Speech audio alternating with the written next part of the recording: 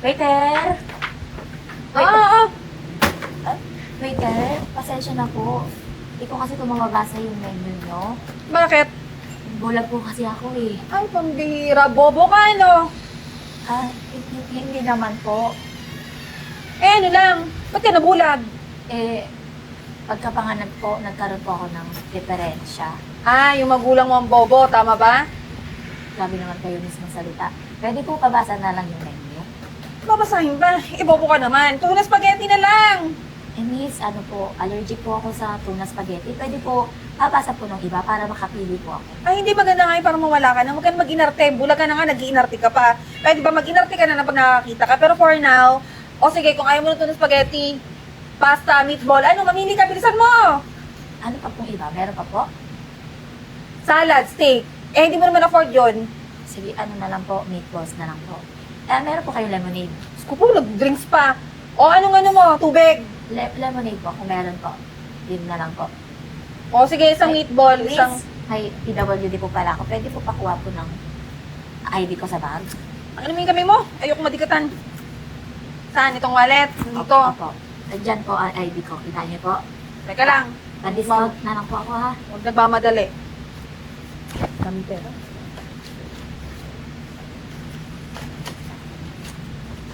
PWD. Teka lang. Oh, nakita ko na. Okay na po. Pa-discount na lang po ako ha. Yun lang, isang meatball sa lemonade, ah. Apo. Salamat po. Naku, paldo na naman ako itong... Kalahin mo yung bulag na yun, may pera pala. Uy, Kat. Kat, Ano? nakita ko yung ginawa mo kanina. Ibalik mo yan. Ang alin? Yung pera nakita ko, kinukuha mo dun sa customer na bulag. Oh, 1,000. Pwede mo na. Kunwari ka pa eh. Kat, wala akong pakialam sa pera. Eh, bulag na nga yung tao, ninanakawan mo pa. Oh, 2,000. Ayaw mo pa niyan. Kat, isipin mo. May pera ka nga ngayon, eh kung mawalan ka naman ng trabaho. Hindi. Ano mawawala ng trabaho? Eh, wag ka mangyayari para di ako nawala ng trabaho. Tsaka aminin mo na, magkano mo gusto mong hatian? 70-30? Sige, o 3,000, manahimik ka lang.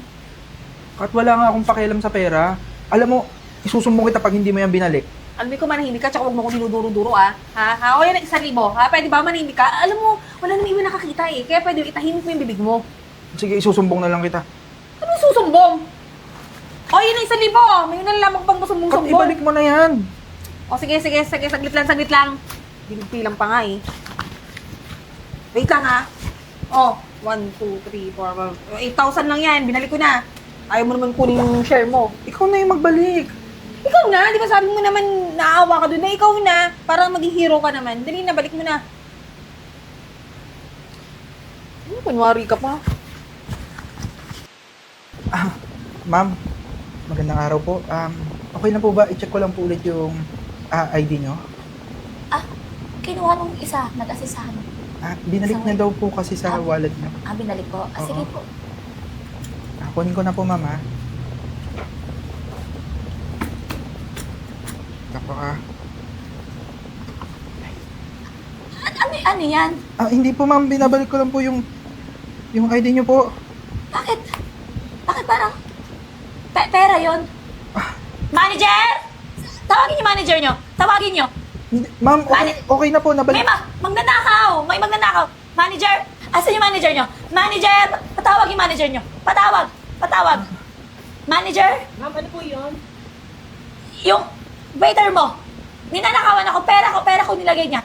Eh, kinukuha siya sa wallet ko. Hindi yun ID. Pera ko yun. Pera ko. Ano yun? Ma'am, mahabang storya po eh. Pero binalik ko po kasi yung pera niya. Ito nga po, oh. Bakit mo binalik? Intention, bakit pera ko ang hawak mo? Di ba ID? PWD ID? Ano nangyari? Ma'am, mahabang storya po kasi. Diyos, anong mahabang istorya? Ano yan? Pwede bang sa office tayo mag-usap? Ma'am, binalik ko lang po talaga. Ma'am, ito na po yung... Paano ko malalaman? Ma'am, hindi ko po ito papalagpasin. Kailangan po... Pera po ito eh. Nandyan po yung pera niyo. Di ba 8,000 po yun? Binalik ko po lahat. Hindi 8,000. 10,500 ang bigay ng mami ko. 10,000 ang laman ng wallet ko. Ang alam ko, 10,000. Alam mo, Diyos, tara sa Ma'am. office. Doon tayo usap sa office. Paki-confirm po. Alam ko 10,000. Pati bulag, lolokohin nyo? Ma'am, hindi po talaga. Kailangan ba isahan nyo? Ganito ba dito sa restaurant na to? 8 nga po. 8,500. Nagkukulang Diyos ng 2,000. Paano nyo ito papaliwanag? Sa office nga kayo, sa office. Nakakahiya kayo. Ma'am, pasensya po sandali ho. Dala-dala ko po itong wallet nyo. 8,500 po ang laman. Kakausapin ko ho muna yung mga staff ko, ma'am. Sige po. Babalik po ako madali, ma'am. Tara, Josh. Ma'am, pasensya na po talaga pero... Diyos, paano mo papaliwanag sa akin to? Hindi ba kayo nahiya sa customer? Kasiraan ng restaurant yung ginagawa nyo. Ma'am, wala po talaga akong kinukuha. Binabalik ko nga lang po talaga siya eh. Bakit nga napunta sa'yo to? Anong ibinabalik? Ibig sabihin, binabalik, kinuha mo. Ma'am, hindi po talaga ako magnanakaw.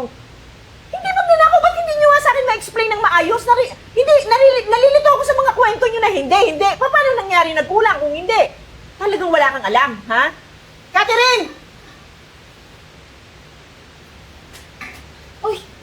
Hi, ma'am. Bakit po? Anong hi? Dalawa kayong naka-duty dun sa bulag na babae. Paano nyo i-explain sa akin na kulang ng tukay itong pera niya? Paano pati lumabas yung wallet niya sa labas ng bag? Kat, sabihin mo na yung totoo. Eka nga lang, wala pa nga ako sinasabi. Alam niyo, ma'am, eto si Josh. Nahuli ko yan kanina, hawak-hawak yung wallet. Di ba, aminin mo? Hindi po totoo yun.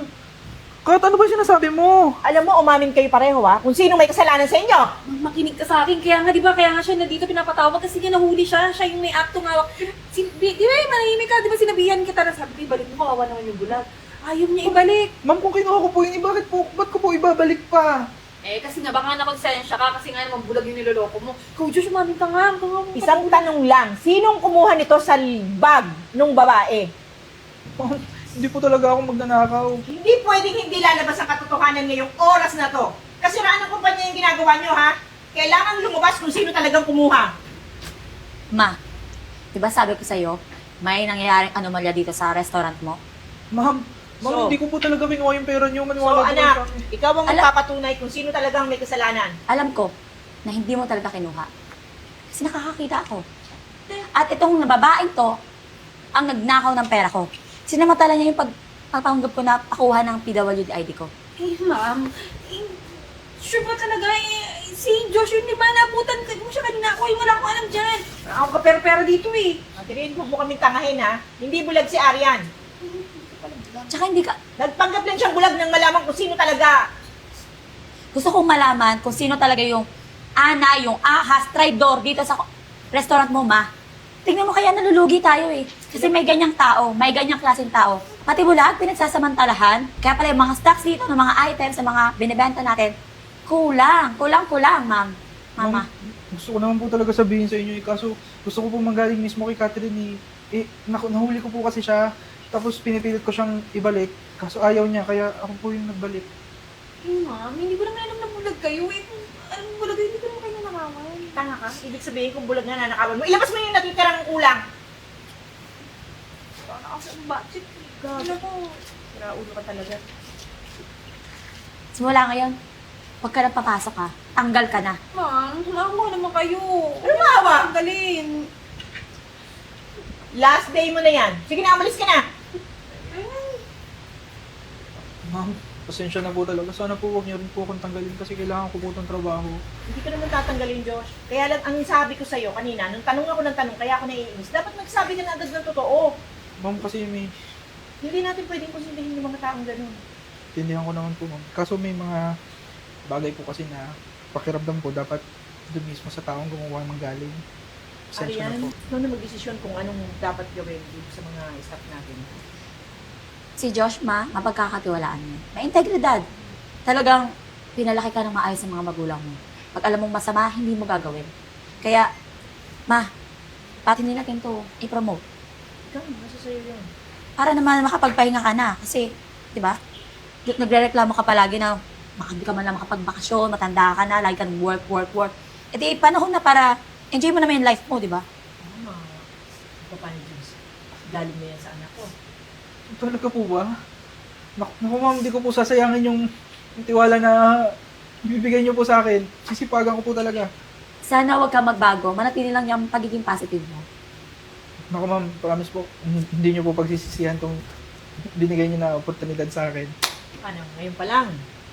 Congrats na. Congratulations, Josh. Maraming salamat po. Baka matutuwa yung asawa ko nito. Kasi, work na tayo ulit. Back to work, Josh. Sige po, ma'am. Sige po. Ma'am, i-serve ko na lang po yung in-order niyo po na pagkain. Oh, yes. Thank you. Sige po. Hello, mahal. Sige, antayin lang kita dito sa restaurant natin. Sige. Uy, Josh, kamusta ka na? Mamayaman ka na. Kat, anong nangyari sa'yo? Sa akin, simula ako nung pinatalis ako ni ma'am, nahihirapan ako magpunta ng trabaho. Kahit na pangkain ko, wala akong makuha eh. Ikaw naman kasi, hindi mo iniisip yung ginagawa mo. Di sana, hanggang ngayon may trabaho ka pa rin. Pero alam mo, ang iisip ko talaga yung humingi ng pasensya sa'yo. Yung ginawa ko sa'yo na bala ko pang sirain yung buhay mo kasi mali naman talaga yun. Pasensya ka na. Wala yun, tagal na yun. Nakalimutan ko na nga yun. Ito nga yan, parte ka rin ang dahilan kung ano meron ako ngayon. Kasi, di ba, nakilala nila ako, nila Ma'am Aya, nila Ma'am Gina. Kaya ito, may sarili na akong branch ng restaurant nila. Talaga ba? Nakakatawa naman marinig yun. Pero, tulad nga sinabi ko, pasensya na ulit ha. Tsaka ako ng congrats sa'yo. Salamat. Alam mo, Kat, kung nagbago ka na naman gusto mo bang subukan ulit na magtrabaho? Talaga ba, bibigyan mo ako ng chance kahit sa mga nagawa ko sa'yo? Naman hindi, di ba? Saka nakikita ko naman na pakiramdam ko, mas ayusin mo na ngayon. Oo naman, huwag ka mag-alala. Yung bibigay mong chance, hindi ko sirain. Ganito na lang, pakilala kita sa mga staff namin, tapos may shower naman doon kasi medyo, Baho ka na ba? oo. Ano pala? Oo, pasensya ka na. Pero maraming salamat. Sige.